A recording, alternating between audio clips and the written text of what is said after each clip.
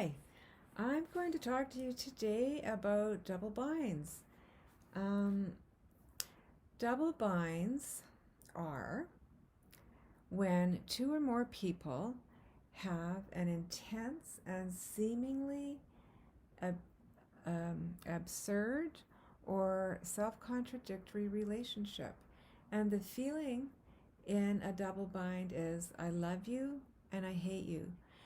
And the reason that is because children are giving some part of themselves to a parent or other siblings to make everybody happy because they feel like if they don't do that, they might lose their place in the family, they might lose their safety, their security, they might get kicked out of the family. So children just unconsciously are giving, and the others are unconsciously taking from the child. So that's a kind of a definition of double binds. So the other feeling that comes with double binds is that at the deepest level, most of us feel like if I am to be who I really came here to be, I won't be accepted. And that's because these double binds, this feeling of having to please somebody else, started probably way back when, maybe even in preconception. So it's really like hardwired into us who we are. So it can take quite a bit of work to identify double binds and separate them out and figure out who we are and who the other people are, and like make a clear division. A double bind is really a deep primal instinct to take care of ourselves so that we get to stay in our family. And they run through our entire being. It's like I said, they're really hardwired in. So they're hardwired into our physical body, our emotional body, our mental, and our spiritual bodies. I'll just give you a couple examples of double binds. One might be in a case of a divorce. Double binds are hardly ever named, and so children just have to figure out by the actions and the feelings that are in the home that there is something expected of them, and that can actually really start to grate on the nervous system. It can really just grate on your whole being.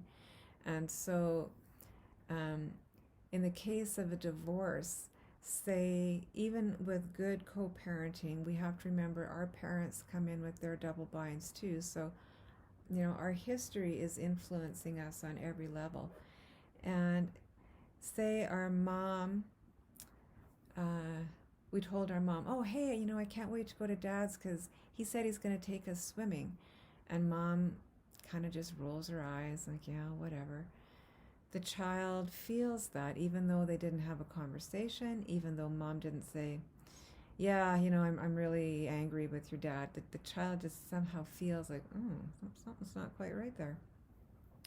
Then they go over to their dads and they're saying, hey, Dad, we just had such a great time with Mom last week. We had this big barbecue and we had some friends over. And Dad gets sort of dismissive and he doesn't want to talk about it. So the child feels that sort of that feeling of abandonment. And so then the child feels like, I think I need to make a decision here. I need to either be loyal to Mom or Dad. And so one parent will be excluded. And that's a really difficult place for a child to be, because now we're asking a child to actually exclude a half of themselves, because a child is half their mother, half their father. So if we say, you need to pick one of us, and again, unconsciously, but if the message is you have to pick one of us, the child says, I'm actually picking one of my parents, I'm picking half of myself, and I'm going to exclude the other half of myself. And that is not a good feeling, because you're actually feeling that deep resentment for for 50% of yourself. Another example of a double bind could be if a child is born into a relationship where the parents were perhaps breaking up, or the child wasn't wanted, then the child feels like it's their job to make their parents happy together, happy with each other, and it's also their job to make their parents happy with them. Well, that's an impossible situation for a baby, because a baby is just supposed to come into the world and grow and learn and be loved. And a baby is supposed to feel like they are the light of our lives. And if they don't feel like that, then there's this deep feeling that there's something innately wrong with them. So those are a couple examples of double binds. There are many, many examples. They just show up in all kinds of places in our lives. But if you go back to my YouTube channel, you'll also see another video I did a while back on double binds, just because it's such a big, vast topic. And like I said, their double binds are so insidious that they're really hard to get a hold of. And I know for myself, I have worked through some double binds, and I've had to go back and visit them numerous times. And I know I've thought, like, gosh, like, is there something wrong with me? Why am I not getting this? Or maybe this isn't even real. Like, maybe this isn't even a thing. But the more I worked with them, the more I started to feel this authentic part of myself rising to the top. And I started to see that, yes, in fact, these double binds were real, and that they'd been there from the very beginning of my time on this earth.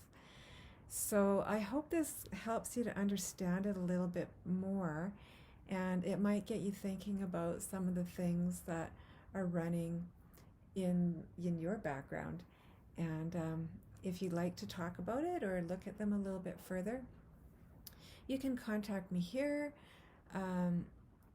through rhythmicwaveshealing.ca, or on Facebook, Bev Johnson Bender, or I have a Rhythmic Waves Healing page. Yeah, so I'm looking forward to talking to you. Bye.